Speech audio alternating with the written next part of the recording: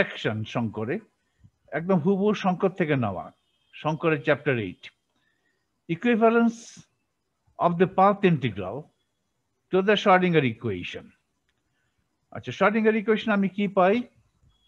ধরো, if I take a very infinitesimal time interval 0 to epsilon, 0 to epsilon, epsilon is dt, ধরো epsilon is dt, dt is a very very short interval of time, or infinitesimal interval of time, time interval, বাংলায় বলে বোধহয় ক্ষুদ্রাতি ক্ষুদ্র। ক্ষুদ্রাতি ক্ষুদ্র একটা specific meaning আছে, এই যে epsilon tends to 0, at the end of the calculation epsilon must tend to 0. ওকে, হয়তো ফার্স্ট অর্ডার ক্যালকুলেশন করলে এপসালন আর থাকবে না, ওকে, সেকেন্ড অর্ডার এপসালন থাকবে, এপসালন টেন্ডস টু 0 করলে ওটা শূন্য হয়ে যাবে, সেকেন্ড অর্ডার টার্মটা, শুধু ফার্স্ট অর্ডার টার্মে সার্ভাইভ করবে in the limit epsilon tends to 0, ওকে। তাহলে এই যে এটা হচ্ছে শ্রোডিঙ্গার ইকুয়েশন, এটা তো শ্রোডিঙ্গার ইকুয়েশন, ইকুয়েশন 1। আমি কি পাচ্ছি? ইকুয়েশন 1 কি বলছে? ধরো get psi at f0, এটা কিন্তু time, psi depends upon the parameter time. Time is not a measurable of the system in quantum mechanics. Dynamical variable নয়, ওকে। ডাইনামিক্যাল ভ্যারিয়েবল হলে কোন সিস্টেমের আমি বলতাম যে ওই ইলেকট্রনের টাইম কত, ওই প্রোটনের টাইম কত, ওই আলফা পার্টিকেল টাইম কত, তো বলি না। Time is time, okay. Time is an external parameter that progresses uniformly. এবার চিন্তা করি, আমরা তো ইয়ে করছি ক্লাসিক কোয়ান্টাম ফর্মুলা, নন রিলেটিভিস্টিক কোয়ান্টাম মেকানিক্স করছি, সেখানে টাইমটা universal, time flows equally for all observers. এটা একটা parameter that sets the stage on which the drama is played out, drama of nature is played out. Time is a parameter. Space, on the other hand, space parameter নয়, space variables x, y, z, they are dynamical variables of the system. Time টা dynamical variable নয়।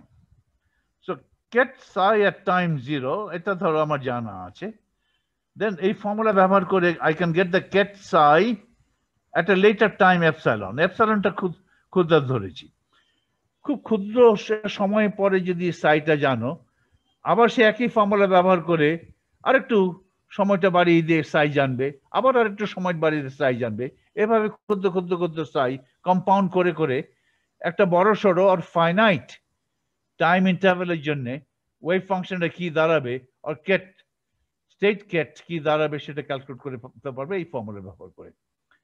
এখানে কিন্তু একটা H আছে, H এর operator, H এর time 0, H এর টাইম 0 ধরেছি। 0 to epsilon মধ্যে যে কোনো সময়ে, এটা তো একটা ইনফিনিটেসিমাল টাইম ইন্টারভাল, আর আমি I have h at the beginning of that time interval, h at t equal to 0, ঠিক আছে। This sequence is correct up to order epsilon. Epsilon is the infinitesimal time, এটাই dt। এখন তুমি বলতে পারো যে ওই 0 to epsilon টাইম ইন্টারভ্যালের মধ্যে এইচটা হচ্ছে at the beginning of the interval, h এর মান যা, h সময়ের উপর নির্ভরশীল হতে পারে। কেউ বলতে পারে h at the beginning কেন নেব, আমি h এর একটা মিন মান নেব, অথবা h at the middle of the time interval নেব, not at t equal to 0 but t equal to epsilon by 2। অথবা কেউ বলতে পারে আমি h নেব at the end of the interval when t is equal to epsilon। আমি বলি তুমি যাই নাও না কেন, if you take h at time 0 or h at time epsilon by 2 or h at time epsilon, এখানে নিচে h at time 0, এটার সঙ্গে তফাৎ কি হবে? এটার সঙ্গে তফাৎ হবে সেকেন্ড অর্ডারে, তাই তো? কিন্তু সেকেন্ড অর্ডার টার্মটা আমি নেগলেক্ট করছি, ফলে I can take h at time 0, h at time ওই ইন্টারভ্যালের মাঝখানে epsilon by 2, ওর ইন্টারভ্যালের যে কোনো জায়গায় h এর মান নিতে পারি। ওই সময়টা 0 to epsilon এত ক্ষুদ্রাতি ক্ষুদ্র, যে কোনো জায়গায় নেই না কেন, ডাজন্ট ম্যাটার মানে h অন্য জায়গায় t equal to 0 তো না নিয়ে অন্য সময় যদি নেই, তাহলে যে নতুন জিনিসটা লিখবো সেটা এটার সঙ্গে তফাৎটা হচ্ছে of the order of epsilon square, which is neglected anyway, so it doesn't matter. এটাকে যদি আমি এখন কোঅর্ডিনেট বেসিসে এক্সপ্রেস করি, এটা হচ্ছে equation in Hilbert space. This equation gives me the change in the state vector or state kept over time, and that change is driven by the Newtonian operator of the system. তাহলে আমি তো এই state ভেক্টরের বিভিন্ন representation করতে পারি. এই state ভেক্টরের রিপ্রেজেন্টেশন যদি আমি কোঅর্ডিনেট রিপ্রেজেন্টেশনে নেই, তাহলে এইচ অপারেটরের রিপ্রেজেন্টেশন আমাকে কোঅর্ডিনেট রিপ্রেজেন্টেশন করতে হবে. So coordinate representation is psi representation is the wave function. Psi at time epsilon, ket psi at time epsilon is determined by the wave function, which is a function of x at time epsilon. It is a wave function of the particle at time epsilon. Similarly, it is coordinate representation key, another function of x. A function of x or a function of x bhinna function. This is the wave function of the particle at time 0. কিছুক্ষণ পরে গিয়ে wave function পরিবর্তিত হয়ে গেছে, তার মানে wave ফাংশনের মান সব বিন্দুতে, সব স্পেস বিন্দুতে পরিবর্তন হয়ে গেছে. So left hand side is the change in the wave function of the particle over the infinitesimal time interval 0 to epsilon, and that's equal to এই যে এটা তো আছে minus I epsilon h cut. এখন আমাকে লিখতে হবে h এর টাইম t equal to 0, ওটার কোঅর্ডিনেট রিপ্রেজেন্টেশনে h টা কি হবে? h এর তো হচ্ছে কাইনেটিক এনার্জি অপারেটর হচ্ছে p স্কয়ার বাই 2m, ওটাকে লেখা যায় এটা minus h cut square by 2m d2 by dx square. এটা হচ্ছে p স্কয়ার বাই 2m অপারেটরের coordinate representation plus v operator. In coordinate representation, v becomes a function of x, function of the eigenvalue x. The x is the eigenvalue of the x operator. So I take v as a function of x at time 0. কারণ এই vটা সময়ের সাথে পরিবর্তিত হতে পারে, সেই কারণে h সময়ের সঙ্গে পরিবর্তনশীল হতে পারে, নাও হতে পারে. যদি it becomes independent of time, তখন h would become independent of time. So v is the potential energy operator, which is simply a multiplicative function of x. And that function changes with time, may change with time, unless v is constant, in which case v would become a constant function of x. So this is the Schrodinger equation. Schrodinger equation gives me a wave function at a later instant of time, epsilon, provided I know the wave function at an earlier instant. আচ্ছা, এখন আমার path integral formula দিয়ে তো আমি তাই করতে পারি. If I take the propagator, u যদি একটা propagator আমি নিলাম, u is the probability amplitude. U is the probability amplitude for finding the particle at the location x at time epsilon, if the particle was at location x prime at time 0.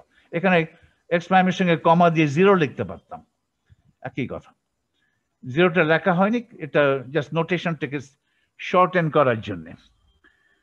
এখানে কিন্তু নিচে x epsilon, epsilon ক্ষুদ্রাতি ক্ষুদ্র time interval dt, আগের মতোই ক্ষুদ্রাতি ক্ষুদ্র time interval না নিয়ে finite নিতে পারতাম. এখন ইনফাইনাইটেসিমাল নিলে আমার অঙ্ক করতে সুবিধা হয়, তাই সেটা নিয়েছি আর কি. এই যে প্রপাগেটরটা লিখলাম,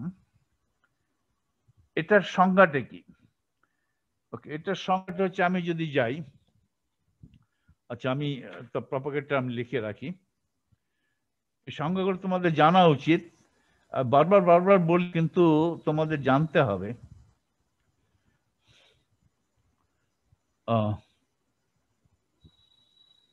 এটা তো লিখলাম, ধরো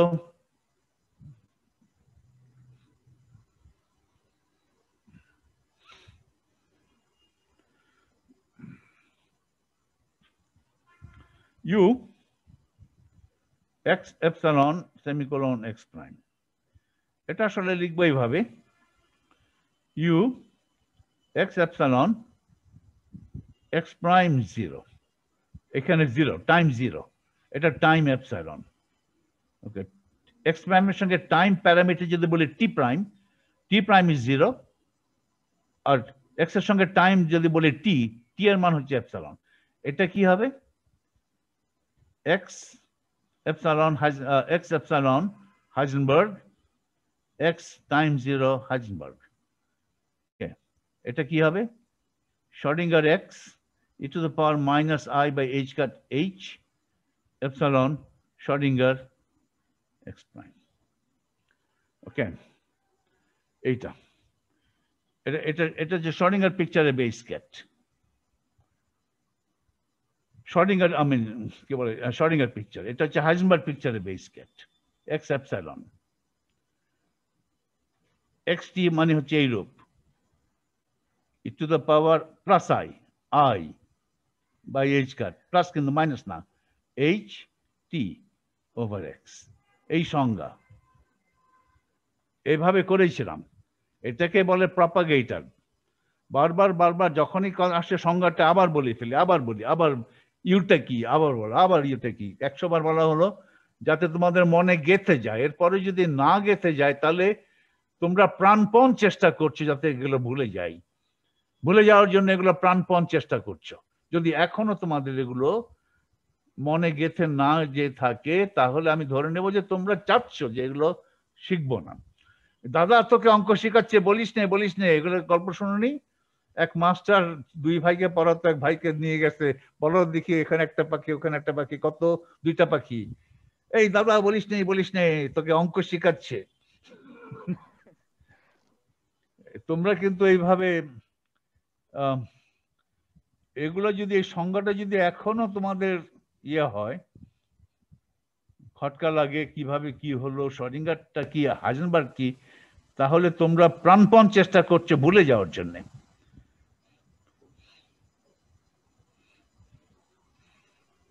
তাহলে আমি ধরে নেবো তোমরা একটা পণ করেছো, it's a matter of honour, যে আমি এটা ভুলে যাচ্ছি, কোয়ান্টাম মেকানিক্স আমি শিখবো না, কিন্তু আমি মাস্টার ডিগ্রি করব। তাহলে এটা তাহলে কি হবে? I don't understand, it will be futile. যাই হোক, এখন দিস ইজ দ্য প্রপাগেটর, এখানে টাইম 0 আছে। এই প্রপাগেটরের মানে হলো যে what is the it gives you the probability amplitude, probability amplitude of finding the particle at location x at time epsilon if you knew that the particle was at location x prime at time 0. At time 0 পার্টিকেলটা যে কোনো লোকেশনে থাকতে পারে, x প্রাইমের মান যে কোনো একটা মান হতে পারতো, -∞ প্লাস ইনফিনিটি, রাইট? তাহলে এটাকে গুণ দিয়ে দাও। আর এটা কি? এই যে সাইয়ের ইন্টারপ্রিটেশন কি? সাই x prime 0, it is the probability amplitude that you'd find the particle at x prime at time 0. At time 0 যদি আমি ওয়েভ ফাংশন মানে কি? ওয়েভ ফাংশনের মান, ওয়েভ ফাংশন ফাংশন, প্রতিটা স্পেস বিন্দু, স্পেশাল পয়েন্ট এক্স প্রাইমে ওয়েভ ফাংশন একটা করে মান আছে। এক একটা মান কি দেয়? এক্স প্রাইম বিন্দুতে সাই এর মান, এই মানটা আমাকে কি দিচ্ছে? This is giving me the probability amplitude that I'll find the particle at location x prime at time 0. আর এটা কি দিচ্ছে? This is the probability amplitude. কিসের probability amplitude? যদি পার্টিকেলটা টাইম 0-তে x প্রাইমে থাকে, then what is the probability amplitude of finding the particle at x at times epsilon? At time epsilon. তাহলে এই যে ইন্টিগ্র্যান্ড যেটা আছে, এই যে ইন্টিগ্র্যান্ড কোথায় গেল? এই যে ইন্টিগ্র্যান্ডটা আছে, integrand gives you the, okay, ওই সিস্টেমটার উপরে যদি একটা মেজারমেন্ট করো at time 0 and at time epsilon, right? What is the probability amplitude that you'll find the particle to have the location x prime at time 0 and you'll find the particle to have location x at time epsilon? এটা হচ্ছে x prime পাওয়ার probability কত? Time 0-তে যখন measurement করলে x prime পাওয়ার probability কত এইটা, আর x prime পাওয়ার probability time জিরোতে যা time জিরোতে যদি এক্স প্রাইম হয় তাহলে টাইম এপসাইলন এক্স পাওয়ার প্রবাবিলিটি অ্যামপ্লিটিউড কত, দুটো অ্যামপ্লিটিউড গুণ দিয়ে টোটাল প্রবাবিলিটি অ্যামপ্লিটিউড পাওয়া যায়। টোটালটা কিসের প্রবাবিলিটি অ্যামপ্লিটিউড?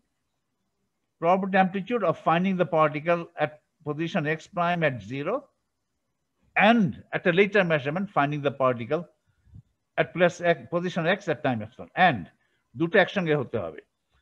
আমি দুটো পরপর মেজারমেন্ট করলাম, একটা মেজারমেন্ট করলাম at time 0, then I make a measurement at time epsilon, R 0 to epsilon এর মধ্যে সিস্টেমটা প্রপাগেট করছে, সিস্টেমটা ইভলভ করছে, সিস্টেমের ওয়েভ ফাংশন পরিবর্তিত হচ্ছে।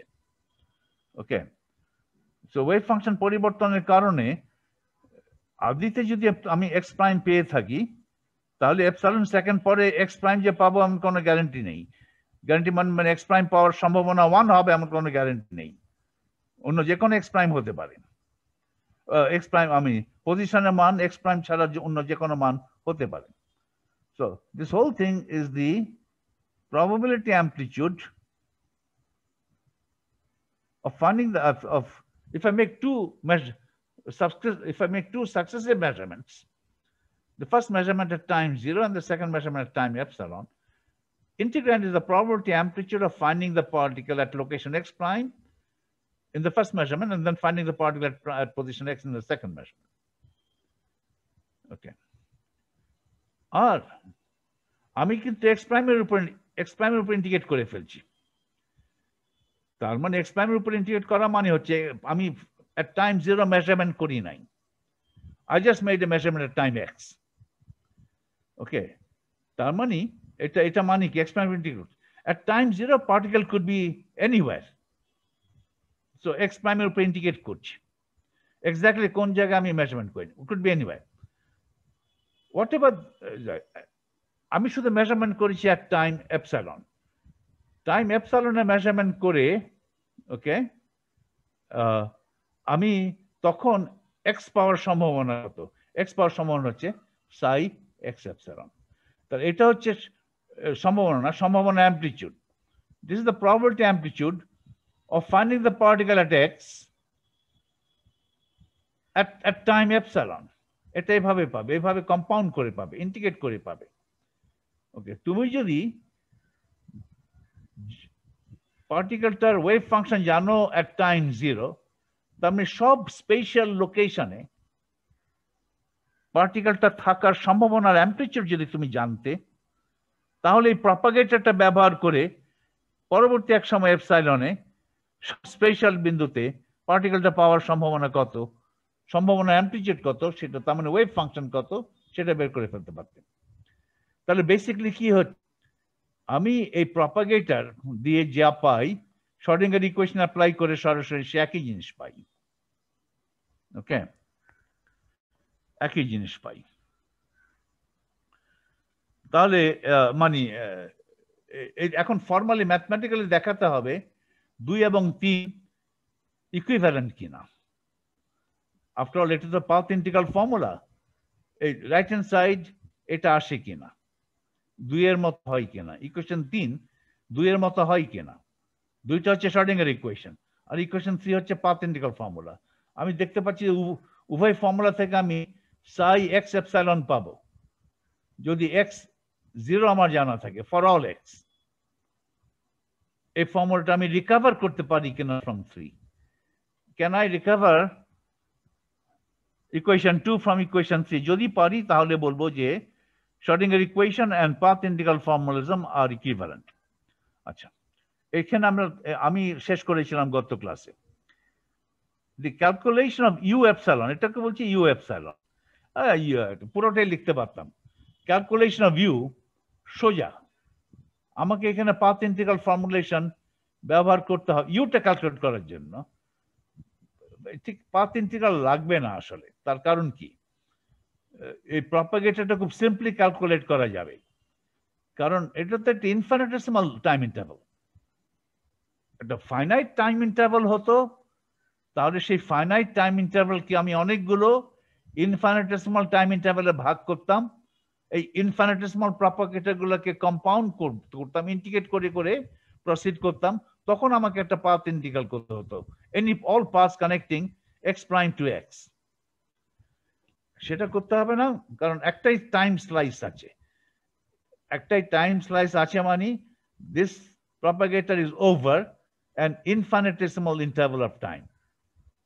আর যদি ফাইনাইট টাইম হতো, ওই ফাইনাইট টাইমকে ভেঙে ভেঙে স্লাইস করে করে করে করে অনেকগুলো স্লাইস করতাম, প্রতিটা স্লাইসের ডিউরেশন হতো epsilon,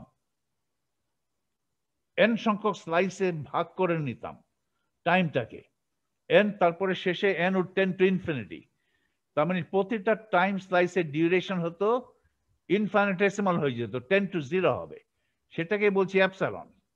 So the calculation of u epsilon is simplified by the fact that there is no need to integrate over intermediate x's. প্রতিটা ইন্টারমিডিয়েট টাইমের জন্য এক্স গুলো যে কোনো মান গ্রহণ করতে পারে, পজিশন যে কোনো মান হতে পারে, ফলে ওই এক্স এর উপরে আমাকে ইন্টিগ্রেট করতে হবে, সেটাকে বলে পাথ ইন্টিগ্রাল। সেটা করার, সেই পাথ ইন্টিগ্রাল করে ইউ বের করি আমরা, ইউটা বের হয়ে গেলে এই ফর্মুলা, এটা এই ফর্মুলা অ্যাপ্লাই করে আমি সাইও পেয়ে যাই। এটাও পাথ ইন্টিগ্রাল ফর্মুলার একটা অংশ এটা। কিন্তু এই ক্ষেত্রে যেহেতু এপসাইলন ইনফিনিটেসিমাল নিয়েছি, ইউ ক্যালকুলেট করা আমার পক্ষে খুব সহজ, ইনফ্যাক্ট আমি তো ক্যালকুলেট করে রেখেছি। ওকে, ইউর মান আমরা পেয়েছি, এটা ভি যাই হোক না কেন এটা হবে ইউ, যেহেতু এপসাইলনটা ইনফিনিটেসিমাল, ইউর মান এটা হবে, এটা জানতে হবে, m over 2 pi h cut epsilon, m over 2 pi h cut I epsilon raised to the power half। দ্রুত বলতে গেলে যা হয়, স্লো বলবে সবসময়, e to the power I epsilon by h cut, এটা হচ্ছে l, এটা হচ্ছে l, l কিন্তু একটা time dependent function, this is the Lagrangian, in fact at time 0, ওই যে 0 to epsilon তো একটা ইন্টারভেল, ওই ইন্টারভেল টাইম ইন্টারভেলের মধ্যে, ওই সময়কালের মধ্যে, আদি সময় 0, শেষ সময় এপসাইলন, ওই সময়কালের যে কোনো একটা মুহূর্তে এল আমার লাগবে। আমি আদি মুহূর্তে টাইম 0-তে এল ক্যালকুলেট করেছি, কিভাবে বুঝলাম? এখানে লিখেছি ভি এক্স প্রাইম 0, এটা হচ্ছে টি, টি হচ্ছে half m x prime dot square, x prime হচ্ছে আদি মুহূর্তে, পজিশনের মান হচ্ছে এক্স প্রাইম, ডট মানে হচ্ছে সেটা টাইম ডেরিভেটিভ মানে ভেলোসিটি, at time 0 velocity হচ্ছে x prime dot, আদি সময় 0-তে কোঅর্ডিনেটের মান নিয়েছি আমি x প্রাইম, ওটা ডট মানে টাইম ডেরিভেটিভ, মানে at time 0 আদি সময়ে ভেলোসিটির মান কত, সেটা হচ্ছে x প্রাইমের ডট, x প্রাইমের ডট, আদি সময়ে পজিশনের মান x প্রাইম, ওটার ডট, এক্স প্রাইমের ডট হচ্ছে ভেলোসিটি, ওটার স্কয়ার, এটা কাইনেটিক এনার্জি এট টাইম 0 মাইনাস পোটেনশিয়াল এনার্জি এট টাইম 0, তাহলে কি পেলাম? এটা Lagrangian এট টাইম 0 গুণ ইন্টারভাল অফ টাইম, এটাই তো ইন্টিগ্রাল হলো, ইন্টিগ্রাল সাইন আর লেখা দরকার হলো না, কারণ এপসাইলন টেন্ডস টু 0। আমি যদি ফাইনাইট টাইমকে ক্ষুদ্র ক্ষুদ্র ক্ষুদ্র ভাগ করে ফেলতাম এপসাইলন, তখন আমাকে যোগ দিতে হতো, তখন অথবা ইন্টিগ্রেশন লিখতে হতো, এখন ইন্টিগ্রেশন লেখারও দরকার নেই, তবে এটা ইন্টিগ্রাল, ওই এপসাইলন দিয়ে গুণ দিয়েছি, this is the integral of the Lagrangian over a small interval of time epsilon। ওকে, তাহলে এটা হচ্ছে action, okay, I over I by h times I by h, তাহলে এটা আমার জানা আছে, এটা আমরা আগে ক্যালকুলেট করেছি। অবশ্য এখানে এই Lagrangian যখন লিখেছি, তখন লেখার সময় আমি একটা ইয়ে ছিল আদি সময়, ওই যে টাইম ইন্টারভাল 0 to epsilon, ওটার আদি সময়ে Lagrangianটা কি সেটা লিখেছি, গুণ তারপরে পরবর্তী সময়কাল এপসাইলন টেন্ডস টু 0 অফকোর্স, ফলে ওটাই হচ্ছে বলো অ্যাকশন হতে পারে over that infinite interval of time. কিন্তু তুমি একেবারে আদি সময়ে Lagrangian নিবে এমন কোনো কথা নেই, ওই যে সময়কাল 0 to epsilon, ওই সময়কালের মধ্যবর্তী সময়তে, তার মানে সময় যখন এপসাইলন বাই 2, এখানে এপসাইলন বাই 2 লিখতে, তখন তুমি Lagrangian লিখতে পারতে, অথবা ওই সময়কালের শেষ মুহূর্তে when t is equal to epsilon, এখানে epsilon লিখতে পারতে। সবই একই জিনিস হবে up to first order. Suppose এখানে 0 না বলে যদি বলতাম epsilon, তাহলে তফাৎ কি হতো? একটা এক্সট্রা টার্ম আমি লিখতাম, তফাৎ would be proportional to epsilon, আর এখানে একটা epsilon আছে, তাহলে তফাৎ would be proportional to epsilon square, যেটা আমি বাদ দিয়ে দেব। আমি বলতে চাই যে potential at time epsilon is equal to up to first order is equal to potential at time 0, যে তফাৎটুকু যেটা আছে that is first order তফাৎটা, আর ওভারঅল তফাৎ কি হবে? সেকেন্ড অর্ডার, একটা এপসিলন বাইরে আগে থেকে আছে। আমি সব সেকেন্ড অর্ডার টার্ম নেগলেক্ট করছি, সেই জন্য ইটস অল দ্য সেম। এখানে টাইম কি হবে? 0 হবে না এপসিলন বাই 2 হবে না এপসিলন হবে, ডাজন্ট ম্যাটার। ওকে, আর এখানে এইটা দরকার ছিল না। Since epsilon is infinitesimal, we can assume that the path from x prime to x, এটা আদি সময় t0 তে x prime epsilon সেকেন্ড পরে x এর মান হচ্ছে, পজিশনের মান হচ্ছে x। epsilon এত ক্ষুদ্র, it tends to 0, এটা হচ্ছে x prime 0 at time 0, এটা আসলে x prime, 0, এটা হচ্ছে x, epsilon। ওই এপসাইলন সেকেন্ডের মধ্যে ওই ক্ষুদ্রাতি ক্ষুদ্র সময়কালে পজিশনের মান পরিবর্তন হয়ে এক্স প্রাইম থেকে এক্স এ গেছে, সেটারই সম্ভাবনা অ্যাম্পলিটিউড আমি সে প্রপাগেটর দিয়ে পাচ্ছি। এপসাইলন টেন্ডস টু 0, ফলে আমি ধরে নিতে পারি যে এটার যেভাবে চেঞ্জ করছে ওই ক্ষুদ্রাতি ক্ষুদ্র সময়কালে এই যে এক্স এর যে পরিবর্তন হচ্ছে ওটা লিনিয়ার স্ট্রেট লাইন। তুমি স্ট্রেট লাইন ধরা না ধরাটা একই, স্ট্রেট লাইন ধরলে কোনো অসুবিধা হবে না। তুমি বলতে পারো ওই ক্ষুদ্রাতি ক্ষুদ্র সময়কালে এই ভ্যারিয়েশনটা লিনিয়ার নাও হতে পারে, লিনিয়ার না হলেও তফাৎটা হবে of the order of epsilon square. Straight line ধরা না ধরার মধ্যে তফাৎ যেটা হবে, তফাৎ হলে একটা টার্ম আসবে, সেই term of the order of epsilon square, যেটা আমি আগে থেকে বাদ দিচ্ছি। ফলে লিনিয়ার ভ্যারিয়েশন ধরলে আমার কোনো ক্ষতি নেই, যেহেতু এপসাইলন টেন্ডস টু 0। তাহলে আদি বিন্দুতে পজিশন কি হবে? মানে পজিশন হচ্ছে এক্স প্রাইম, তাহলে এক্স প্রাইমের টাইম ডেরিভেটিভ হচ্ছে আদি বিন্দুতে velocity, time derivative. Time derivative করবে তো, টাইম ডেরিভেটিভ করা মানে হচ্ছে কি, একটা ক্ষুদ্রাতি ক্ষুদ্র সময় নাও, ওই সময়ের শেষে এক্স এর মান কত বিয়োগ আদিতে এক্স এর মান কত বিয়োগ দাও, বিয়োগ দিলে কি হবে?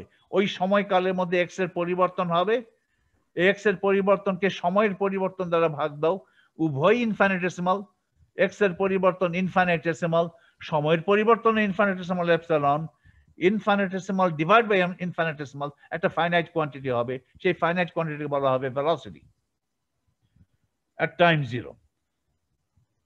অথবা you can find the velocity at time epsilon, যে তোমার ইচ্ছা মতো। ওকে, অথবা velocity at time epsilon by 2, এইখানে এই জায়গায় যাই করো না কেন, velocity at time 0, velocity at time epsilon by 2, velocity at time epsilon, they differ from each other by terms of the order of epsilon, আর এখানে একটা epsilon আগে থেকে আছে, তাহলে overall there will be difference, error will be of the order of epsilon square, সেটা তো আমি epsilon square টার্ম তো আগে থেকে বাদ দিচ্ছি। ফলে x prime dot, x prime এর ডট, x prime এর ডট মানে টাইম ডেরিভেটিভ, মানে কি এই ক্ষুদ্রাতি ক্ষুদ্র সময়কালে পজিশন x prime থেকে পরিবর্তিত হয়ে x হয়েছে, x minus x prime, আর টাইমের পরিবর্তন এপসিলন, x prime ডট হচ্ছে এটা। আর এখানে আছে v at x prime, okay, আর টাইম নিয়েছে 0, আর v এর পজিশন কোঅর্ডিনেট হচ্ছে x prime। এখন in equation 4 we can keep vx prime as it is, vx prime থাকুক, আদি বিন্দুতে v এর মান কত at time 0 সেটাই থাকলো। অথবা আমি ইচ্ছা করলে এই মধ্যবিন্দুতে, মধ্যবিন্দু মানে x এর মান যখন x prime plus x by 2, এটা হচ্ছে মধ্যবিন্দুর x, অথবা শেষ বিন্দুতে x কত, পজিশন কত, পজিশন হচ্ছে x, মধ্যবিন্দুতে পজিশন কত? x যোগ x প্রাইম বাই 2। আদি বিন্দুতে x এর পজিশনের মান কত? x prime. শেষ বিন্দুতে পজিশনের মান কত? x। আমি এখানে পোটেনশিয়াল এনার্জি নিয়েছি at the initial point। তুমি চাইলে মধ্যবিন্দুতে নিতে পারতে, যখন পজিশনের মান x যোগ x প্রাইম বাই 2। তুমি শেষ বিন্দুতে, শেষ সময় নিতে পারতে এইখানে, যখন পজিশনের মান x। যাই না কেন এটার সঙ্গে তফাৎ হবে এপসাইলন, আর বাইরে আছে এপসাইলন, ওভারঅল তফাৎ এপসাইলন স্কয়ার, একই কথা, ডাজন্ট ম্যাটার। তাহলে I can vx prime x প্রাইমে রেখে দিতে পারি, সেটাই বলছি। I can keep vx prime as it is or replace vx prime by v at the midpoint। এটা করলে একটু সুবিধা হবে পরে, অনেক বইতে এটা করে। x প্রাইমে v এর মান না নিয়ে, আদি বিন্দুতে আদি লোকেশনে v এর মান না নিয়ে, ওই মাঝখানে v এর একটা অ্যাভারেজ মান নেব। অ্যাভারেজ মানটা মোটামুটি মিডল পয়েন্ট। অ্যাভারেজ মান আর মধ্যবিন্দুর মান একই কথা, কারণ এটা লিনিয়ার।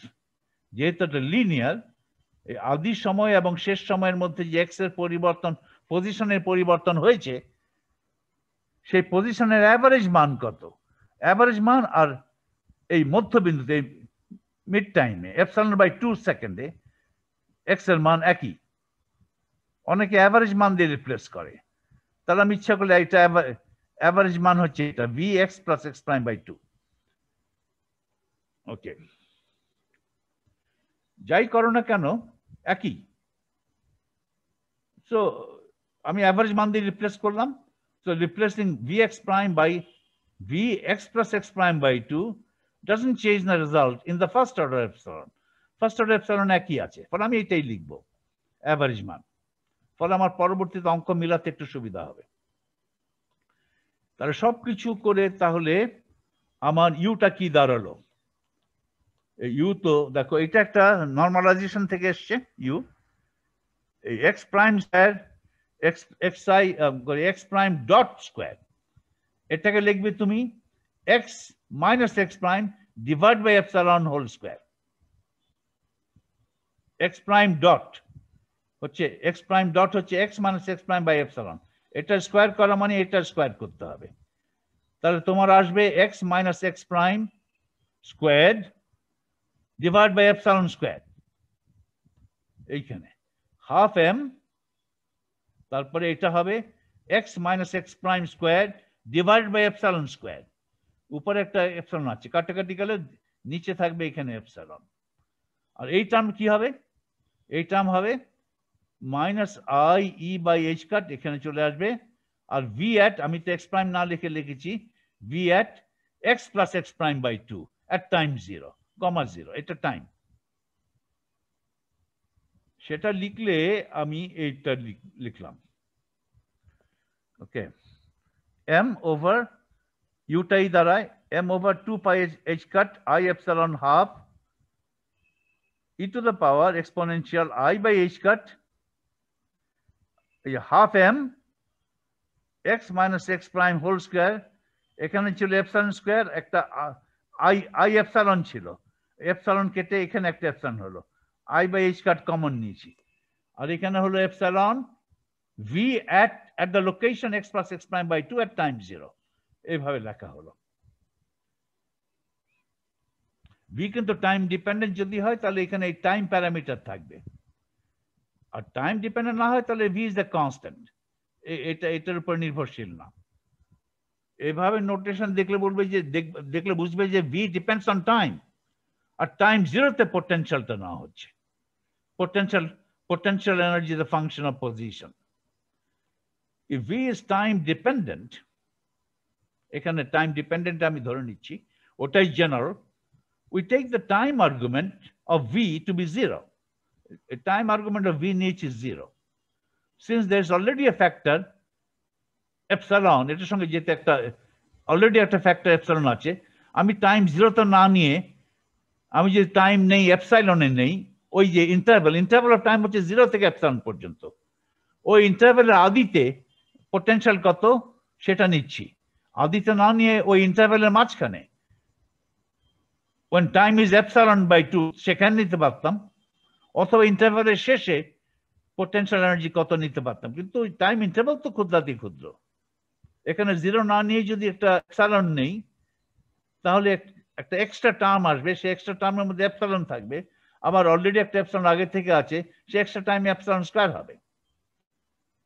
ওকে, এটা বুঝতে পারছো তো? টেইলর সিরিজ এক্সপ্যান্ড করবে। এখানে যদি জিরো না নিয়ে ধরো আমি ইন্টারভ্যালের শেষে নিলাম আর টাইম এপসাইলন লিখলাম এখানে, সেই সময় ভি এর ফাংশনটা নিলাম, ফাংশন পরিবর্তিত হচ্ছে, এখানে আর্গুমেন্ট পরিবর্তন হলে ফাংশনটাও পরিবর্তন হবে, কিন্তু পরিবর্তন মানে হচ্ছে যে পরিবর্তনটুকু second order of the order of epsilon হবে, তাহলে ওভারঅল এপসাইলন স্কয়ার টার্ম থাকবে।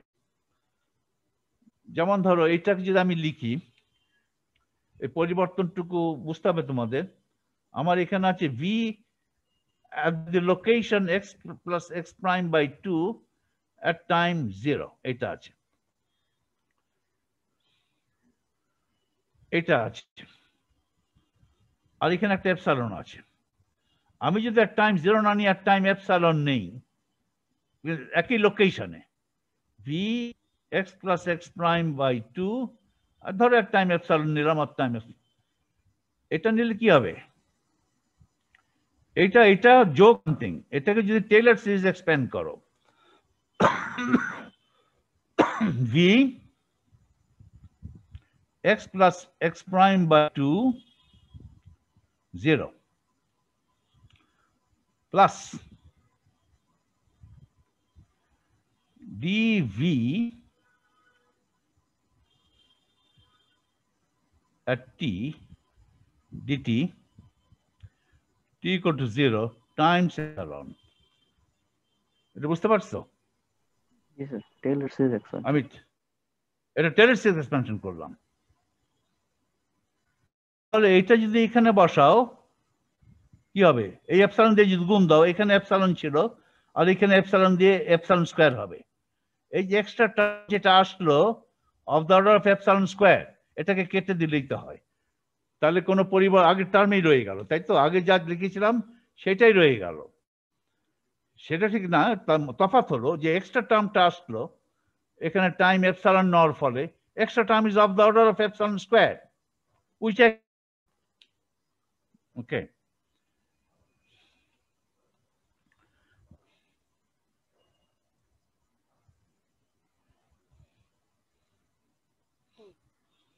ওকে,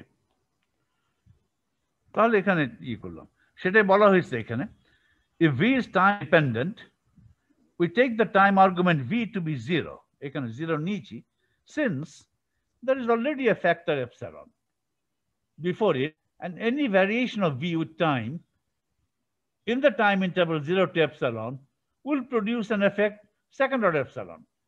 v এর যদি ভ্যারিয়েশন থাকে, তার মানে ওই dv by dt যেটা লিখেছিলাম একটু আগে, ওকে, ওটা যদি নন জিরো হয় তাহলে যে তফাৎটা হবে এখানে অন্য টাইম না হলে, সে তফাৎটা হবে of the order of epsilon square. তাহলে এইটা এখন এইটা হলো, এইটা এখন সাবস্টিটিউট করো তোমার, এটা তো ইউর ফর্ম হলো প্রপাগেটরের, ইনফিনিটেসিমাল প্রপাগেট, এটা এখানে কোথায়? এখানে না,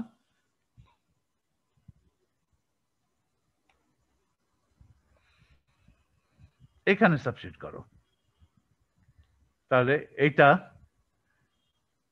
এই ফর্মুলা ইউর ফর্মুলাটা সাবস্টিটিউট করো, তাহলে কি পাবে? তাহলে তুমি পাবে psi at location x at time epsilon, এটা ইউর আছে, ইউর সঙ্গে এটা ছিল আর dx প্রাইম ছিল, এটা psi এর সঙ্গে ছিল dx প্রাইম, ইউর ফর্মুলা এটা আছে, এক্সপোনেনশিয়াল প্রথম টার্মটা আর v যুক্ত টার্মটা আর psi x প্রাইম 0, এখানে লিখতে হবে dx প্রাইম আছে, এক্সপোনেনশিয়াল তো, এখানে তো দুটো এক্সপোনেনশিয়াল, এটা একটা এক্সপোনেনশিয়াল, এটা কোয়াড্রেটিক, আর এখানে ভি আছে, দুই ভাগে ভাগ করে দাও এক্সপোনেনশিয়ালটা, এটা গুণ এটা, তাহলে ই টু দ্য পাওয়ার এই কোয়াড্রেটিক টার্মটা আর পোটেনশিয়াল টার্ম আর এক্সপোনেনশিয়াল আলাদা রাখো। পোটেনশিয়াল টার্মটা এটা পোটেনশিয়াল টার্ম, এটা কাইনেটিক টার্ম, কাইনেটিক টার্মের এক্সপোনেনশিয়াল আলাদা, গুণ পোটেনশিয়াল টার্মের এক্সপোনেনশিয়াল, এই দুটো এক্সপোনেনশিয়াল আই বাই 8 আছে, এখানে 2 এপসাইলন নিচে, এখানে এপসাইলন উপরে। ওকে, দুটোতে আই বাই এইচ কাটা আছে, প্রথমটাতে 2 এপসাইলন নিচে, পরেরটাতে এপসাইলন উপরে। এটা এই কোয়াড্রেটিক টার্মটা m x minus x prime square আছে, আর এখানে পোটেনশিয়াল টার্মটা, পোটেনশিয়ালটা টাইম জিরোতে নিয়েছি এবং পোটেনশিয়ালটা as a function of position ওই টাইম জিরোতে মানে আর ফাংশন হিসেবে যখন নিচ্ছি তখন ওই মধ্যবিন্দু টাইম এপসাইলন বাই 2 তে পজিশনের যে মান, সেই পজিশনে ভি এর মান নিচ্ছি। এগুলো এক্স এ নেওয়া, এক্স প্রাইমে নেওয়া, মধ্যবিন্দু নেওয়া একই, এত মানে এত তফাৎটা এত কম যে আপ টু ফার্স্ট অর্ডার একই। আর এটা সাই wave function at time zero at all points x প্রাইমের উপর ইন্টিগ্রেশন করা আছে। এই কঠিন ইন্টিগ্রেশন এখন করতে হবে তোমাকে। দেখে মনে হতে যে ভীষণ কমপ্লিকেটেড ইন্টিগ্রাল, ভি একটা তো কমপ্লিকেটেড ফাংশন অফ পজিশন হতে পারে, এখানে আছে কোয়াড্রেটিক। আচ্ছা, এখন এটা ইন্টিগ্রেট করার আগে এটা কিন্তু একটা সুন্দর করা যায়। কনসিডার দ্য ফ্যাক্টর, এই যে এটা প্রথম এক্সপোনেনশিয়াল ফাংশন, এইটা এখানে কিন্তু আইটা বাদ দিয়ে যা আছে ওটাকে বলা হবে ফেজ। ওকে, এখন আমি যখন এক্স প্রাইমের উপর ইন্টিগ্রেট করছি এই ফেজটা ভ্যারি করছে, কারণ এখানে x minus x prime vary করছে, ওটা স্কোয়ার নিচ্ছি। ওকে, সো দ্য প্রথম এক্সপোনেনশিয়ালের ফেজ খুব র্যাপিডলি ভ্যারিং, যখন x prime rapid varying as x prime changes, integration করার জন্য আমি x প্রাইম চেঞ্জ করছি, আর x একটা ফিক্স বিন্দু, x প্রাইম হচ্ছে variable, integration variable. x prime পরিবর্তন করার ফলে এখানে এই যে ফেজের পরিবর্তন হচ্ছে, আমি বলতে চাই ফেজের খুব দ্রুত হচ্ছে। ওকে, x প্রাইমের সামান্য পরিবর্তন যদি করি তাহলে ফেজের পরিবর্তনটা বেশ বড় হয়। কেন? কারণ এখানে এপসাইলন দিয়ে ভাগ আছে, এটা খেয়াল করো। আই বাদ দিয়ে যা জিনিসটা আছে এটাকে বলে phase. E to the power i phi, ফাইটা ফেজ। ফেজের মধ্যে কি আছে? X minus x prime square. X পরিবর্তিত হয় কারণ এক্স প্রাইম ইন্টিগ্রেশন করছি, ফলে নিউমারেটর পরিবর্তন হবে এক্স প্রাইম পরিবর্তনের সাথে সাথে। এক্স একটা ফিক্সড বিন্দু, ভাগ আছে এপসাইলন দিয়ে, আবার এপসাইলন টেন্ডস টু জিরো, ফলে এক্স প্রাইম পরিবর্তন হওয়ার ফলে যেখানে যে ফেজ আছে, phase factor changes very rapidly. X প্রাইমের সামান্যতম পরিবর্তনের জন্য ফেজ ফ্যাক্টরের ফাই খুব দ্রুত পরিবর্তন হয়। ওকে, তাহলে এটা this is a very rapidly varying, rapidly oscillating function, or this এইটা multiplies the whole thing. এটা কিন্তু স্মুথ ফাংশন, এখানে ফেজটা এপসাইলন দিয়ে গুণ আছে। v is a smooth function, এখানে ফেজটা ছোট, খুব বেশি বড়, র্যাপিডলি ভ্যারি করবে না। ফেজ ভ্যারি করবে কিন্তু স্লোলি ভ্যারি করবে। আর psi slowly varying function of x prime, আর এটা rapidly varying function of x prime. Okay, ধরো আমার যদি এরকম হয়, আমি আবার একটা যাচ্ছি, এটা বলো দেখি, লিখলাম একটা e to the power I phi of x prime. Phi is the function of x prime. আমার তো x prime তো হচ্ছে ইন্টিগ্রেশন ভ্যারিয়েবল, আর ফেজের মধ্যে আছে x minus x prime whole squared. Phase is a function of x prime, very rapidly varying function of x prime. Rapid ভ্যারিয়েশনের কারণ হচ্ছে নিচে ভাগ আছে এপসাইলন দিয়ে। এই ফাংশন দুটো পার্ট আছে, রিয়েল পার্ট আছে, এপসাইলন পার্ট আছে। উভয় পার্টই অসিলেটিং। রিয়েল পার্ট কত? cos of phi of x prime, এই ফাংশনটার ইমাজিনারি পার্ট কত? Sine of phi of x prime. Real part is a function of x prime. Imaginary part is a function of x prime. এখন তুমি রাফলি এই ফাংশনটার real part cos যদি plot করো কেমন হবে গ্রাফটা? যদি প্লট করো ভার্সাস x প্রাইম, তুমি যদি cos কিংবা sin যে কোনো একটা প্লট করো রাফলি কেমন হবে? এটা তো খুব র্যাপিডলি ভ্যারিং ফাংশন, 1 এবং -1 এর মধ্যে থাকবে, তাই তো? কি হবে?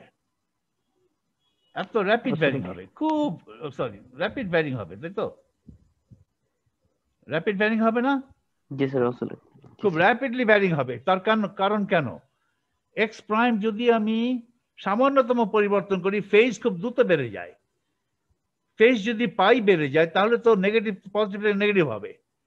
আবার x প্রাইম অল্প দূরত্ব বাড়ালেই আবার নেগেটিভ থেকে পজিটিভ হবে, পজিটিভ নেগেটিভ, নেগেটিভ পজিটিভ, খুব দ্রুত ওঠানামা করছে, rapidly varying function of x। এটাকে যদি একটা স্মুথ ফাংশন অফ x দিয়ে গুণ দাও, এটা স্মুথ ফাংশন অফ x, এটা একটা স্মুথ ফাংশন অফ x।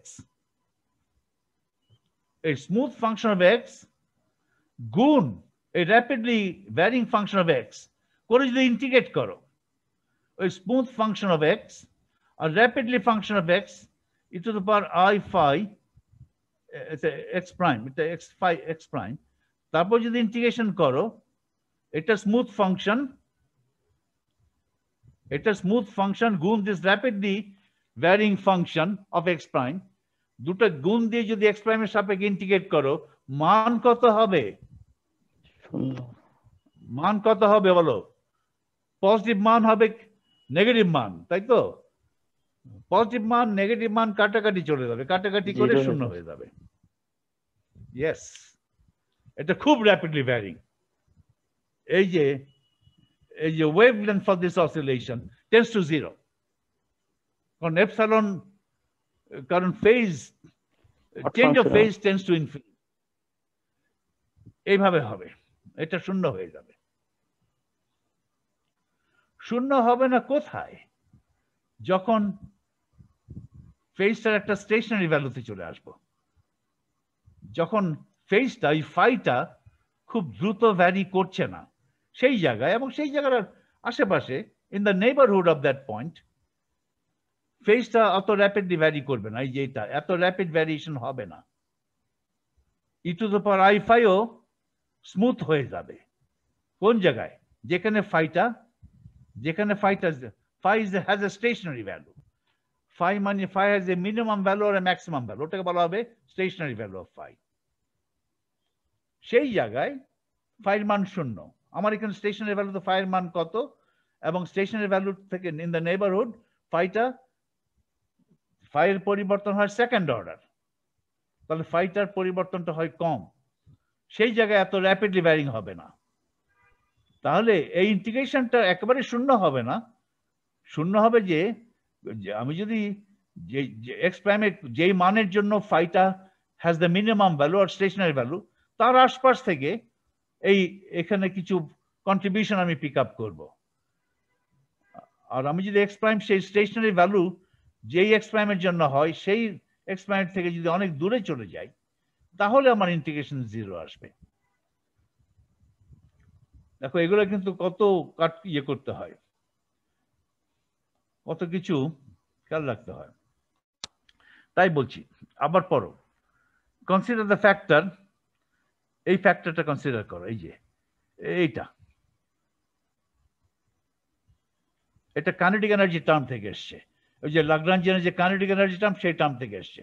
এই ফ্যাক্টরটা কনসিডার করো, এই যে এক্সপোনেনশিয়াল ফ্যাক্টর প্রথমটা। It oscillates very rapidly as x minus x prime varies. x minus x prime কেন ভ্যারি করবে? কারণ x prime উপর ইন্টিগ্রেশন আছে, তাই। ওকে, কেন র্যাপিডলি ভ্যারি করে? সিন্স এপসাইলন দিয়ে ভাগ আছে, epsilon is infinitesimal and h cut is small. Epsilon tends to h cut তেমনিতে স্মল।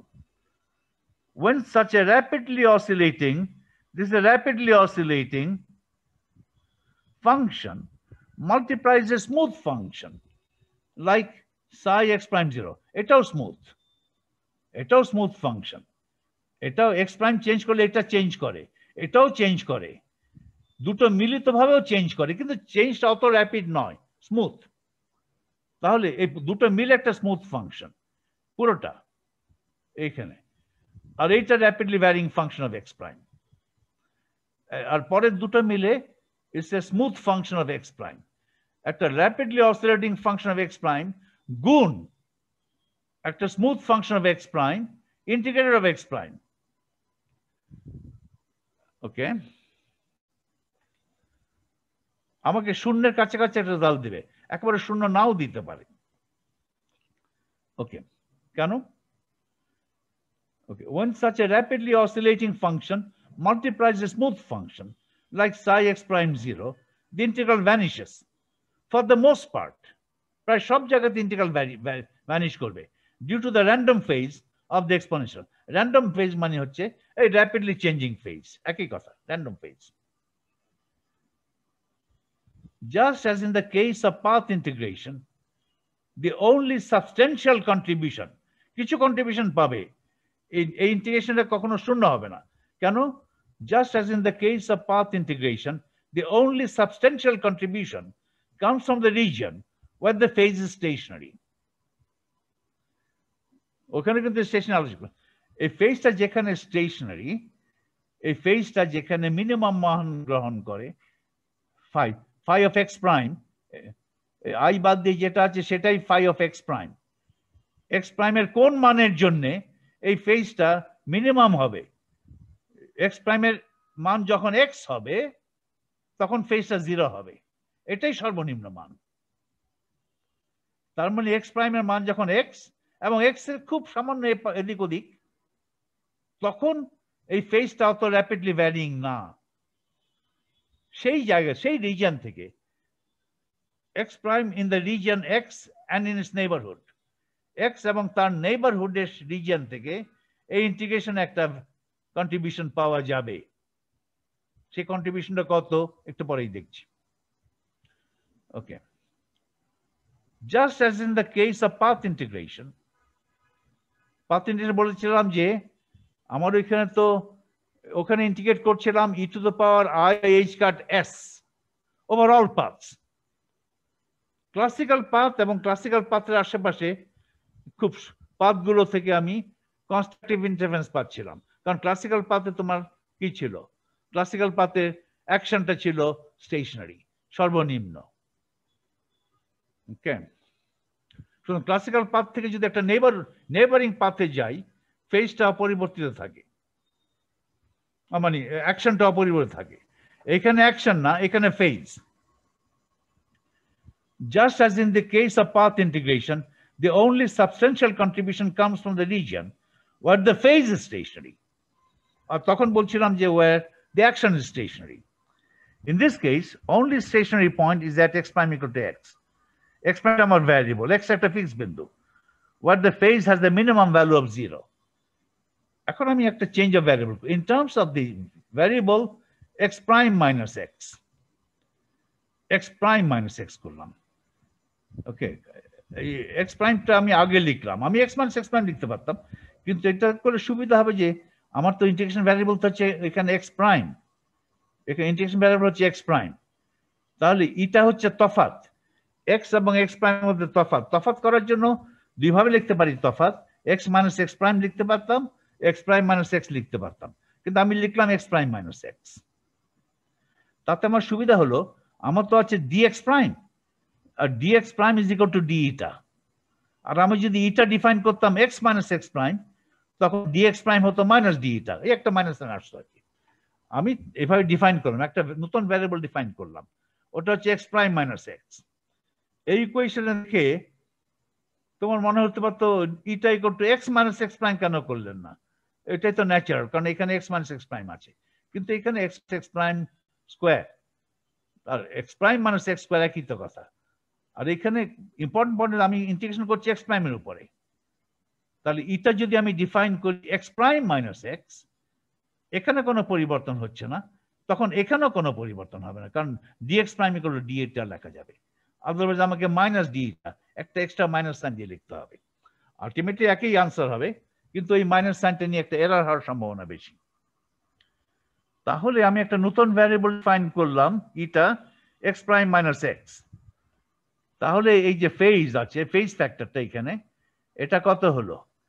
এম ইটা স্কোয়ার্ড, এখানে এক্স প্রাইমটা আগে লেখা পরে লেখা একই, কারণ স্কোয়ার আছে, M eta square over 2h কাট এপসাইলন। এক্স প্রাইম যখন এক্স, তখন ফেজের মান 0। ওকে, আর এক্স প্রাইম যখন এক্স এর খুব নিকটবর্তী, ওই নিকটবর্তী কিভাবে ডিফাইন করবে? এক্স প্রাইম যখন এক্স এর সমান নয়, তখন ফেজ 0 নয়, কিন্তু এক্স প্রাইম এক্স এর নিকটবর্তী, ওইটা একটা সংজ্ঞা আমার দরকার। নিকটবর্তী মানে হচ্ছে এক্স প্রাইম এত কাছে এক্স এর যে এই ফেজের মানটা 0 না হলেও পাই এর চাইতে কম। কারণ ফেজ চেঞ্জ যখন পাই হয়ে যাবে, তখন বলবো যে ফেজের পরিবর্তন বেশ খানিকটা হয়েছে, কারণ ফেজ পাই চেঞ্জ হলে সাইন কোসাইন ফাংশন নেগেটিভ হয়ে যায়।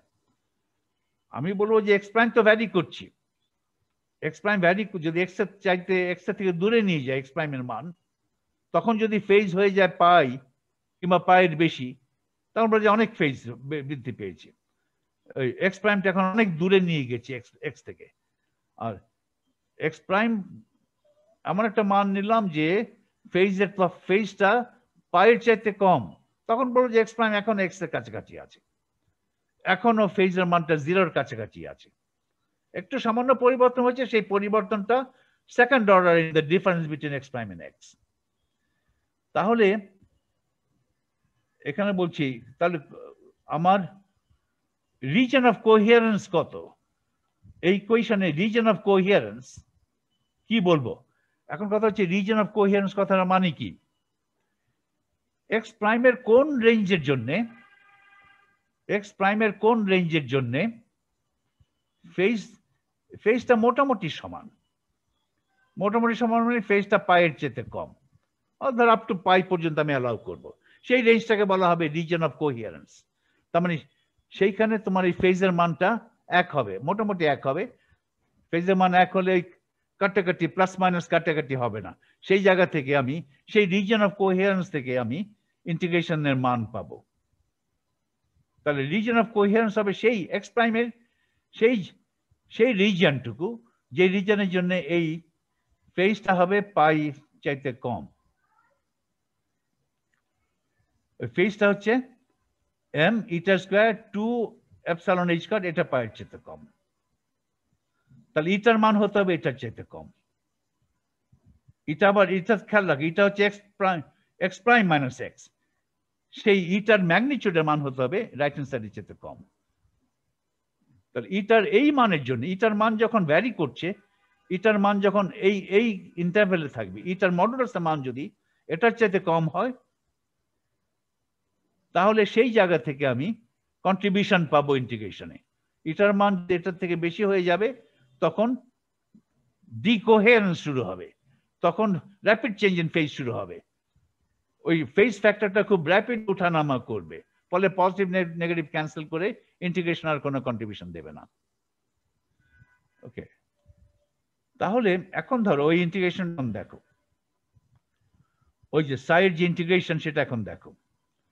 ইন্টিগ্রেশন করার জন্য আমি এটাকে এখন ইন্টিগ্রেট করব এক্স প্রাইমের সাপেক্ষে। অবশ্য আমি আমার এখন চেঞ্জ অফ ভ্যারিয়েবল করে নিয়েছি, আমার ভ্যারিয়েবল আর এক্স প্রাইম না, আমার ভ্যারিয়েবল হচ্ছে ইটা, ইটা হচ্ছে এক্স প্রাইম মাইনাস এক্স। তাহলে এটা ইটার সাপেক্ষে প্রকাশ করো সব জিনিস। এখানে হবে এম ইটা স্কোয়ার্ড, আর x plus x prime by 2 হবে কত, আর এখানে এক্স প্রাইম কত হবে, সব তো আমি করে ফেলতে পারবো, তাই তো? আমি নিয়েছি ইটা equal to x prime minus x. তাহলে আমি এই ইন্টিগ্রেশন এখন করব ইকুয়েশন 6 এর। করার আগে আমি এক্স প্রাইমের থেকে ভ্যারিয়েবলটা চেঞ্জ করে ইটাতে নিয়ে যাব। ইটা খেয়াল রাখো এক্স প্রাইম মাইনাস এক্স, তাহলে এক্স প্রাইম কত হবে? ইটা যদি হয় x prime minus x, eta x prime হবে ইটা প্লাস এক্স প্রাইম, তাহলে কিভাবে লিখবো? এক্স প্রাইম হবে এক্স প্লাস ইটা, আর x plus x prime by two কত হবে? ওটা হবে x plus eta by two. ইটাতে নিয়ে যাব ইন্টিগ্রেশন করার আগে। ইকুয়েশন 6 ইন্টিগ্রেট করে সাইটা বের করে ফেলবো। তাহলে সাইটাকে লেখো, এখন লিখে ফেলেছি in terms of eta. Okay, এটা হচ্ছে আই এম ইটা স্কোয়ার, এখানে ছিল x minus x prime square, সেটা ইটা স্কোয়ার 2h স্কোয়ার, আর এখানে হচ্ছে i epsilon by square b x plus x prime by two, এটাকে লিখলাম x plus eta by two. এক্সটা তো আমার ফিক্সড ভ্যারিয়েবল, আর এক্স প্রাইম হচ্ছে এখানে আছে ইটার মধ্যে, আর এটা হচ্ছে এক্স প্লাস ইটা জিরো। এখানে লিখতে হবে ডি ইটা, এটা ভুল উঠে লিখে নাই, ভুল হয়েছে, লিখতে হবে ডি ইটা। এটা এখন সলভ করো। এখন will now work to first order in epsilon. এটা সলভ করবো up to first order in epsilon. Okay, অবশ্য কারণ এগুলো লেখা হয়েছে up to first order in epsilon, সবগুলো ফার্স্ট অর্ডারে নিয়ে আসবো। Will work to first order in epsilon and therefore second order in eta. এটা কিভাবে বুঝলাম? ইটার ডেফিনেশন থেকে, ইকুয়েশন 7 দেখো, ইটার ডেফিনেশন থেকে এটা ফলো করে। ইটার মডুলাস এটা, এটা eta is of the order of epsilon to the power half. তাহলে ফার্স্ট অর্ডার ইন এপসাইলন মানে epsilon is proportional to eta squared. So first order in epsilon মানে হচ্ছে second order in eta square, second order in eta. ইটাটা ক্ষুদ্র, এপসাইলনটাও ক্ষুদ্র, কিন্তু তাদের মধ্যে অর্ডার একটা তফাৎ আছে। First order in epsilon is equal to second order in eta. Of the order of epsilon মানে হচ্ছে of the order of eta square. We shall work in of the order of epsilon. আমরা এপসাইলনের অর্ডারে কাজ করব, এগুলো calculate করব। So তাই বলা আছে will work to first order in epsilon and therefore second order in eta. তাহলে এগুলো সব এক্সপ্যান্ড করে লেখো up to second order in eta. এগুলো সব ইটাতে নিয়ে এসছি তো, ফার্স্ট অর্ডার ইন এপসাইলন করবো আসলে, তার মানে সেকেন্ড অর্ডার ইন ইটা। তো এক্সপ্যান্ড করো এইভাবে, সাইডটাকে এক্সপ্যান্ড করবে এইভাবে, 0 ইটা ইটা স্কয়ার বাই 2, সেকেন্ড অর্ডার হয়ে গেছে, প্লাস ডট ডট ডট, ওগুলো বাদ। যেগুলো বাদ হচ্ছে সেগুলো of the order of eta cubed. আর এক্সপোনেনশিয়াল যেটা আছে, এক্সপোনেনশিয়াল ফ্যাক্টর, এটাকেও এক্সপ্যান্ড করো of the order of eta by 2, of the order of epsilon. এটা প্রথম বাইনোমিয়াল করে প্রথম এখানে লিখলাম of the order of epsilon, আর পরেরটা হবে এখানে এফ স্কয়ার হবে। তাহলে এটা এখানে শেষ হলো। এখানে আবার ফার্দার করবে v x plus eta by 2, এখানে ইটা বাই 2 এর পরিবর্তে 0 করলে কোনো ক্ষতি নাই, ভি এক্স 0 করতে পারে। এই 0টা হচ্ছে time 0, x plus eta by 2 মধ্যবিন্দুতে ওই যে ইনিশিয়াল টাইম 0 এবং ফাইনাল টাইম এপসাইলন। ইনিশিয়াল টাইমে পজিশনের মান ছিল এক্স প্রাইম, ফাইনাল টাইমে পজিশন মান হচ্ছে এপসাইলন। আর এটা হচ্ছে ওই দুটো মানের মধ্যবিন্দুতে ভি এর মান কত? X plus eta by 2। এখন ইটা বাই 2 করে যদি শেষ বিন্দুতে ভি ক্যালকুলেট করি, ভি এক্স করি, একই কথা, is of the order epsilon. তাহলে এটাকে আমি এভাবে লিখতে পারি I epsilon by H cut V X 0। এটাকে এটা না লিখলেও চলে আপ টু ফার্স্ট অর্ডার। এখানে ইটা বাই 2 লেখা না লেখার মধ্যে যে তফাৎটা, দ্যাট তফাৎ is of the order of eta. আর এখানে multiply by epsilon, epsilon times eta is of the order of কত? Epsilon to the power 3/2। ওটা তো হায়ার অর্ডারে চলে গেল। আমি ম্যাক্সিমাম অর্ডার রাখবো 1 এপসাইলন। কারণ এখানে আরেকটা টার্ম লেখা যেত, এই ভিটাকে এখানে একটা ব্র্যাকেট দিয়ে এখানে দ্বিতীয় একটা টার্ম লেখা যেত। দ্বিতীয় টার্ম কি লিখতাম? Plus eta by 2 dv by dx.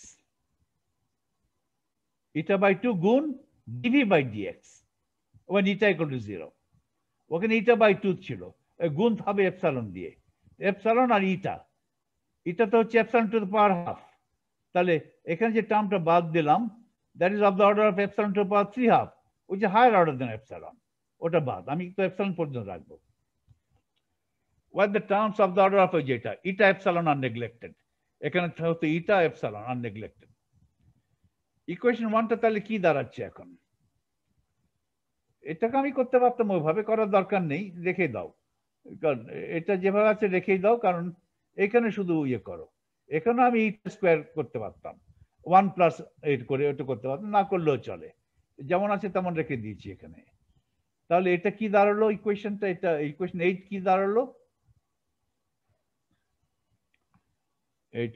এটা প্রথম এক্সপোনেনশিয়াল যেভাবে হিসেবে রেখে দিলাম দ্বিতীয় এক্সপোনেনশিয়াল এভাবে লিখলাম আর সাই এক্স প্লাস ইটা ছিল এক্স প্লাস ইটাকে এভাবে প্রকাশ করা হলো অর্ডার সেকেন্ড ইটা স্কয়ার ডি ইটা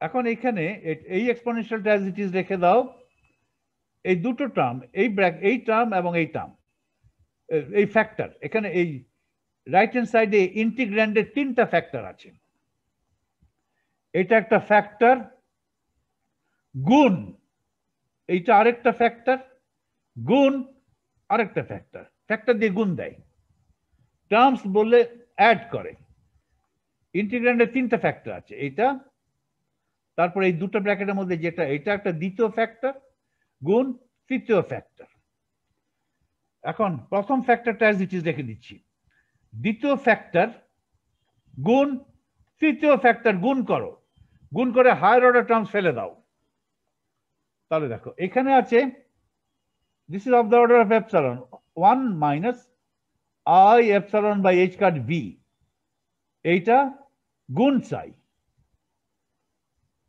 সাই গুণ 1 এটা তো 0th অর্ডার সাই গুণ এটা first order in epsilon good শেষ আর কিছু করা যাবে না তারপরে এই এখানে দ্বিতীয় টার্ম আর 1 এটা হচ্ছে কত এটা কততম অর্ডার এখানকার দ্বিতীয় টার্ম আর এখানে 1 ওটা হচ্ছে ইটাতম অর্ডার ইটাতম মানে epsilon to the power half ওটা রাখবো ওটা এপসাইলন চাইতে কম আর এটা কত ইটা স্কয়ার টাইমস 1 এটা কত অর্ডার ইটা স্কয়ার অর্ডার তার মানে এপসাইলন অর্ডার ওটাও রাখবো এইটা গুণ এইটা ওটা রাখা যাবে না eta is of the order of epsilon half this of the order of epsilon গুণ দিলে of the order of epsilon to the power 3 half ওটা বেশি ওটা বাদ ওটা ছোট eta square is of the order of epsilon গুণ এপসাইলন of the order of epsilon square ওটাও বাদ সুতরাং ম্যাক্সিমাম এপসাইলন পর্যন্ত রাখবে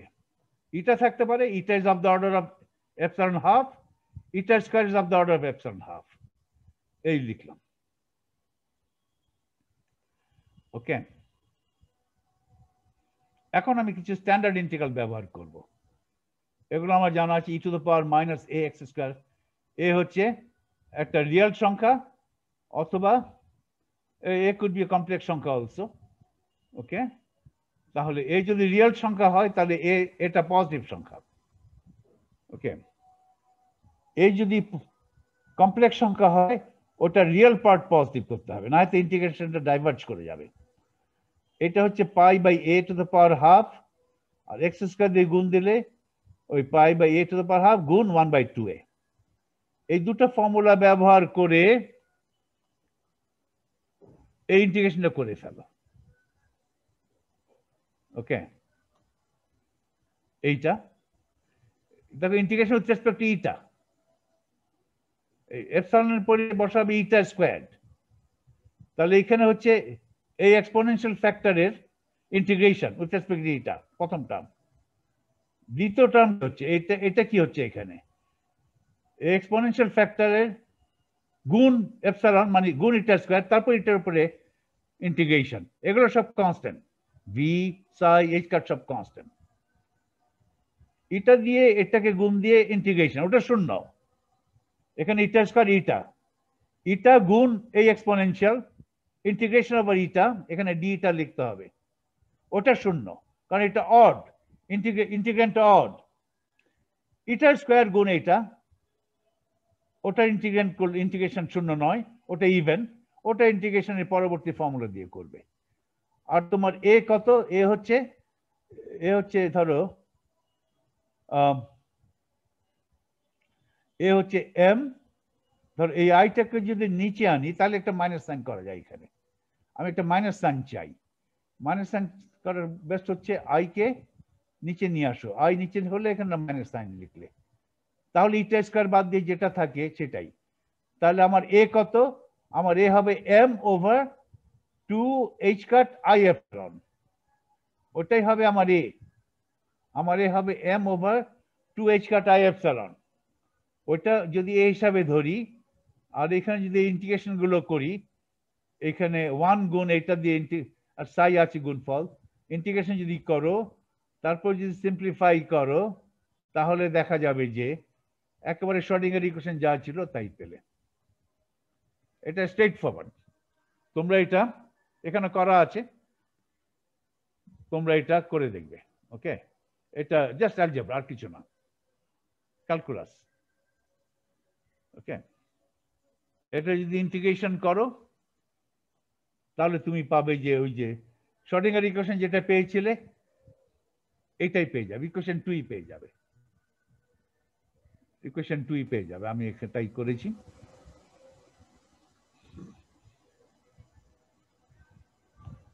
এটা হয়ে যাচ্ছে, ওটাই তো শ্রোডিঙ্গার ইকুয়েশন থেকে, which agrees with the Schrodinger prediction equation 2. তার মানে দুটো পিকচার, দুটো ফর্মালিজম আর ইকুইভ্যালেন্ট। ওকে, আচ্ছা, এখন ফাইনাল সেকশন। আমরা তো ফ্রি পার্টিকেলের জন্য path integral formula for the propagator integration করেছি তো ফ্রি পার্টিকেলের জন্য। অবশ্য ফ্রি পার্টিকেলের জন্য প্রপাগেটর নির্ণয় বের করতে যদি চাই, পাথ ইন্টিগ্রাল আমি স্ট্রেট ফরওয়ার্ড ফ্রি হ্যামিল্টনিয়ানের আইগেন ভ্যালু আইগেন ভেক্টর ব্যবহার করে প্রপাগেটরের ফর্মুলা ওয়ার্কআউট করতে পারি, পাথ ইন্টিগ্রাল ফর্মুলাজম দিয়েও পরে ওয়ার্কআউট করতে পারি, দুটো একই আনসার আমাকে দেবে।